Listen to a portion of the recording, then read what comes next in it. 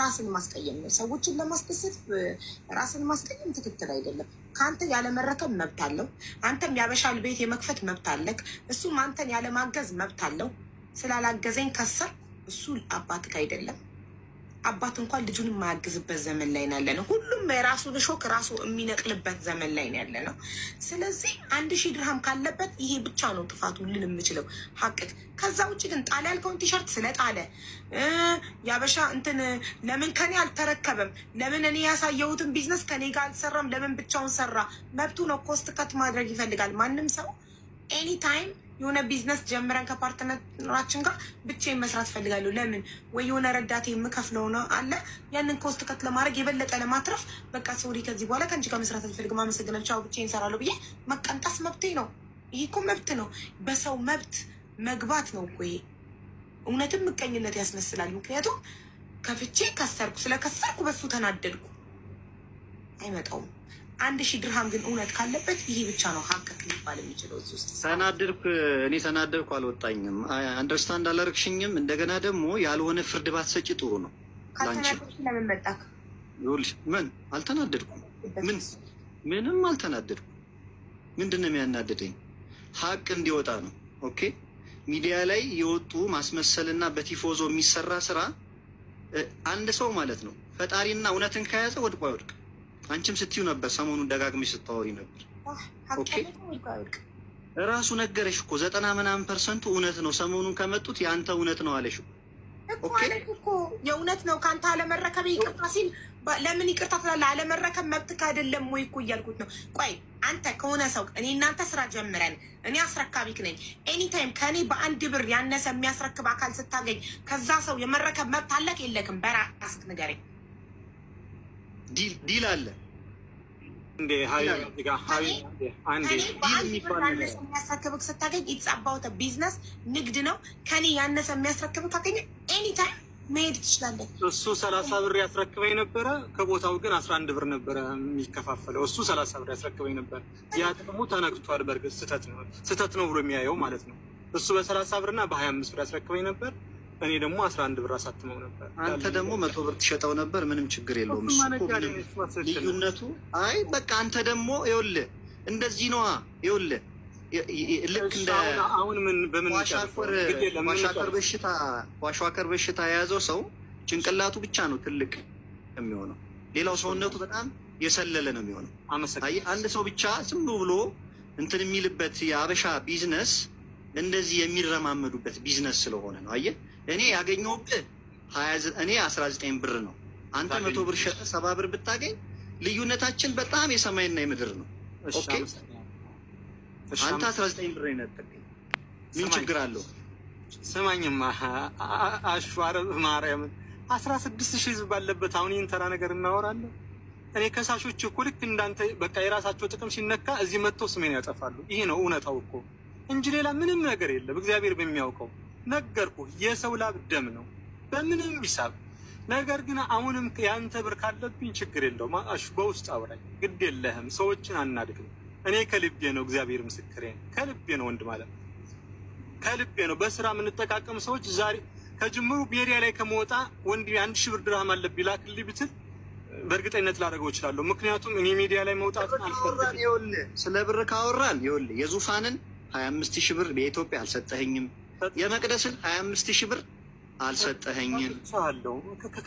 እመብርሃን ምስክሬ ናት። እኔ እናቴን ይንሳይ ደረሰኝ ላክለት። ፍቅር ከፍለኸው ከሆነ ችግር የለም። እርፊት አንቺ እንደማስረጃ ግን ዱባይ ላይ ስለሆነ የነበረው ልጆቹን ከኢትዮጵያ ይዞልኝ መጡ። ምክንያቱም እኔ ስራ ላሰራቸው እሱ ወደዚህ ነው ይዞልኝ የመጣው። ይዞ ሲመጣ ወደ ኢትዮጵያ ለመሄድ እቃ ይዞ ለመሄድ ብር ያስፈልገው ነበር። ድርሃም ሰጥቼዋለሁ፣ በካሽ ሰጥቼዋለሁ። ነገር ግን ምንድነው በየትኛውም መንገድ ምክንያቱም ዱባይ እሱም አብሮ መጥቷል። ዱባይ ስለሆነ እቃ ይዞ የሚሄደው ወደ ኢትዮጵያ ሲሄድ እቃ ይዞ መሄድ ይፈልጋል።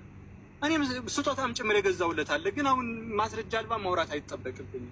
ግን ጉዳዩን እባክሽ እንዝጋው። በቃ አንተ ይቅር ብለሃል፣ አንተ ይቅር ተጠይቀዋል። እንትናም አሸናፊም ይቅር ብያለሁ፣ አንድ ይቅርታ አድርግልኝ አንተም በለውና እንዝጋው። አሽዬ እወድሃለሁ፣ በጣም ነው የምወድህ። በውስጥ እናውራ፣ አብረን እንሰራለን። ላጠፋሁት ነገር እዚህ ቤተሰበሰበው ህዝብ ሁሉ ይቅርታ ጠይቃለሁ። ባደረካቸው ነገር ተጸጸት። እግዚአብሔርን ይቅርታ ጠይቅ። እኔንም ባትጠይቀኝ ችግር የለም። ምክንያቱም ስታደርጋቸው የነበረው ነገር ሁሉ መልካም ስላልሆኑ፣ ምክንያቱም ከትዳሬ ለመለየት ከትዳሬ እሱን አልመለስኩልህም እንጂ ምንም ያደረግኩ ነገር የለም። እሱ ስራክ ነው። ስራክን አላወራውም እኔ። ስራክ ነው፣ በጎን ነው እሱ። እሱን ከፈለግ መረጃ አለኝ የምትል ከሆነ እንደዚህ ትዳሬን በጠበጥ ይሄን አረገ የምትል ከሆነ እሺ፣ አመሰግናለሁ። ስለ በቃ እንዝጋው። በቃ ለይቅርታ ነው ተባባሉ። አሸናፊ አብራችሁ በልታችኋል። ይቅርታ ተባባሉ። በቃ ይቅርታ። እሺ ሀቢባ አመሰግናለሁ በጣም። አሸናፊ ይቅርታ በለው ፍቅርን።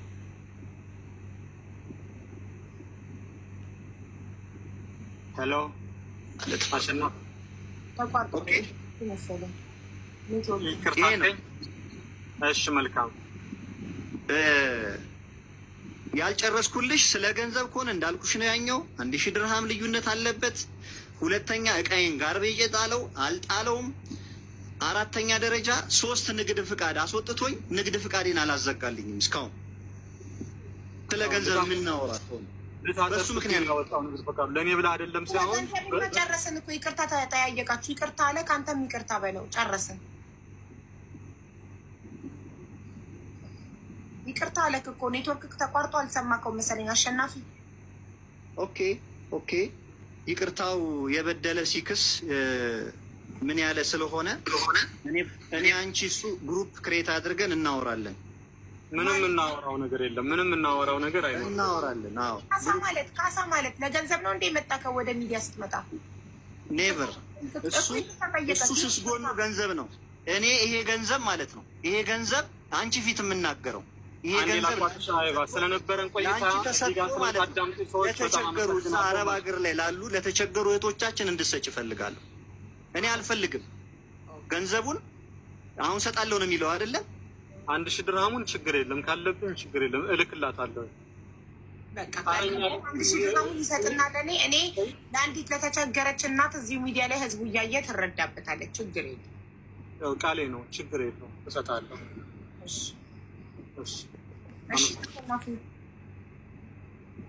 አሸናፊ ሚዩት ነክ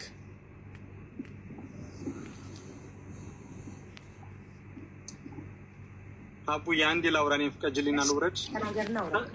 ያው ከሳሾቼ በሙሉ እንደዚህ ነው። የገዛ ጥቅማቸው ሲቀር የተለያየ ነገር ሲሆን በቢዝነስ በልጦና ብለው የሚያስቡ ከእኔ ቤት የወጡ እንደዚህ ናቸው አብዛኛው። በየትኛውም መንገድ በምን መልኩ ለምሳሌ ከትናንትና ወዲያም ሲወሩ ነበረ።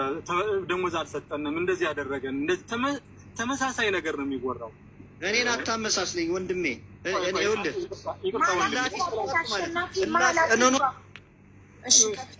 እና ተመሳሳይ ነገር ነው በየትኛውም መንገድ። እሱን ደግሞ መጉዳት ይፈርዳል በየትኛውም መንገድ። እኩል ነው ብለኸኝ ትክክል ነው ብለኸኝ 90 ምናምን ያወራው እኮ እውነት ነው። አሁንም አልዋሸህም እኮ በቃ ይኸውልህ እኔን ማለት ነው። እሺ እኔን በምቀኝነት አንተ እኔን አትፈትነኝም። በእርግጠኝነት እኔ የምነግርህ አንተ እንድታድግ ሮጬልሃለሁ። እዛ ባዛር ስትሸጥ ማለት ነው ለምከፍልህ ነው የሮጥከው እንጂ በፍጹም እኔ እርዳታ ጥያቄ አይደለሁም። ክፍያ ለማግኘት ሩጥህልኛል። ኦኬ ሮጫለሁ አይደለም። ስለዚህ ሯጭ ምቀኛ እኔን ምቀኛ እንዳታደርገኝ። ኦኬ ምቀኛ እንዳታደርገኝ። ዲዛይን ለምሰራበት 20 ሺህ ብር 15 ሺህ ብር ከፍዬ የሆነ ነገር ለምታደርገው እያንዳንዱ እኔ እንዲያውም በስራ ብዙ ነገር ሰፖርት አድርጌያለሁ። ግን ምን ልበል ወንድም አለም ይቅርታ በቃ እንዝጋው። ግድ የለህም አንተ ሰፖርት አላረከኝም። እኔ ሰፖርት አድርጌያለሁ። ስታልፍ እናገራለሁ አድርጌያለሁ። አንተ ከአጅማን ወጥተህ አታውቅም። አጅማን ነው የምታውቀው አንተ። ዱባይን አታውቀውም። ቻይና ሞልን ያወቅከው በዛ ልጅ ነው። በቃ የአንተ ህይወት የተቀየረው። አንተ እኔን አልረዳኸኝም። አትቅና ሳሪያ